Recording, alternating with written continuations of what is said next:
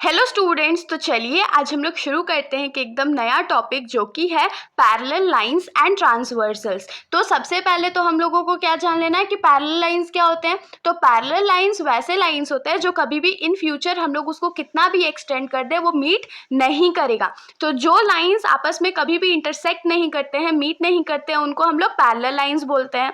तो हम लोग यहाँ पर एक पैरेलल लाइन ड्रॉ कर लेते हैं।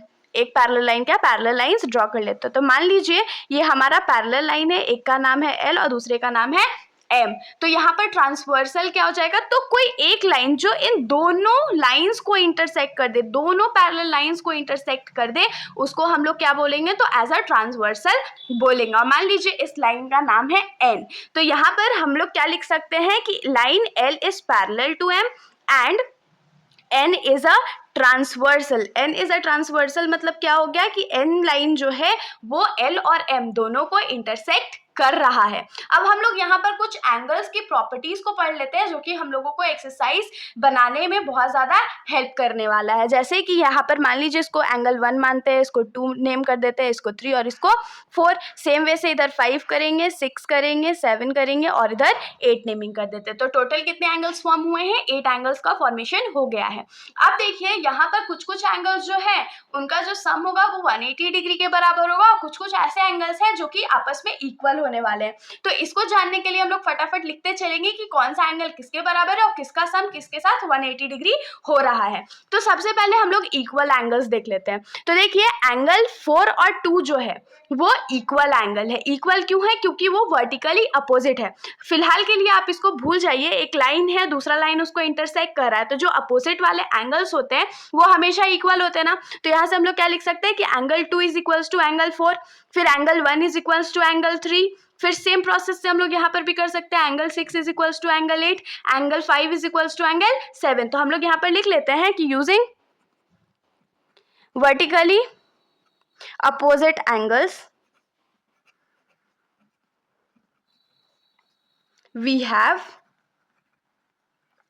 यहाँ से हम लोगों को क्या क्या मिलेगा, तो एंगल 2 जो है वो एंगल 4 के बराबर है, एंगल 1 जो है वो एंगल 3 के बराबर है, एंगल 5 जो है वो एंगल 7 के बराबर है और एंगल 6 जो है वो एंगल 8 के बराबर है। तो यहाँ पर हम लोगों को ऐसा 4 पेयर मिला है एंगल्स का जो कि आपस में इक्वल है। और इसका इक्वल होने का रीजन क्या है, तो वर्टिकली अपोजिट एंगल्स है। अब हम लोग देख लेते हैं कॉरस्पॉन्डिंग एंगल्स के यूज से भी कैसे एंगल्स इक्वल होते हैं। देखिए ये दो स्ट्रेट लाइन है, दो पैरेलल लाइंस है।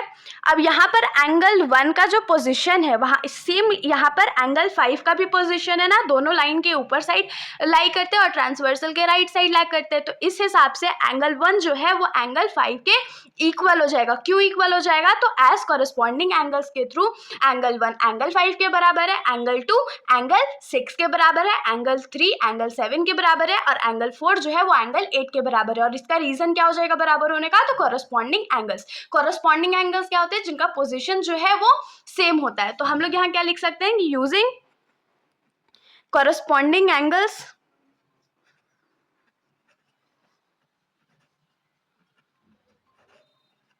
We have angle 1 is equals to angle 5 है, angle 2 is equals to angle 6 है, angle 3 is equals to angle 7 है और एंगल 4 जो है वो एंगल 8 के बराबर है। तो दो प्रॉपर्टी अभी हमने देख लिया, वर्टिकली अपोजिट एंगल और कॉरस्पॉन्डिंग एंगल। एक प्रॉपर्टी हम लोग और देख सकते हैं, वो क्या होने वाला है, तो वो होगा कि sum of interior angles on the same side of the transversal is always equal to 180 degree. मतलब कि जैसे यहाँ पर देखिए ये जो n है वो ट्रांसवर्सल है। अब ट्रांसवर्सल के राइट साइड में देखिए एंगल 2 और एंगल 5 लाई कर रहा है ना, तो इसका मतलब क्या हो गया, जब हम लोग एंगल 2 और एंगल 5 का सम निकालेंगे तो वो हमेशा किसके बराबर होगा, 180 डिग्री के बराबर होगा। तो हम लोग यहाँ पर लिखेंगे कि angle 2 plus angle 5 is equals to 180 degree हो जाएगा। उसके बाद अगर हम लोग ट्रांसवर्सल के लेफ्ट साइड पे आ जाए तो यहाँ पर लेफ्ट साइड में क्या है, 3 और 8 है, मतलब कि एंगल 3 और 8 का जब हम लोग सम करेंगे तो वो 180 डिग्री के बराबर होगा। तो यहाँ पर क्या लिखेंगे, angle 3 plus angle 8 is equals to क्या हो जाएगा, 180 डिग्री। और इसका जो कंबाइंड रीजन हम लोग एक साथ में ही लिख लेते हैं, वो क्या हो जाएगा कि एंगल्स या interior angles on the same side of transversal always has a sum of 180 degree, मतलब कि ट्रांसवर्सल के सेम साइड पे जो इंटीरियर एंगल्स होंगे उसको जब हम लोग ऐड करेंगे तो उसका जो सम होगा वो 180 डिग्री के बराबर होगा। तो ये 3 इंपॉर्टेंट चीज़ें थी जिसको हम लोगों को क्वेश्चंस बनाने के लिए जान लेना बहुत ज़्यादा इंपॉर्टेंट था।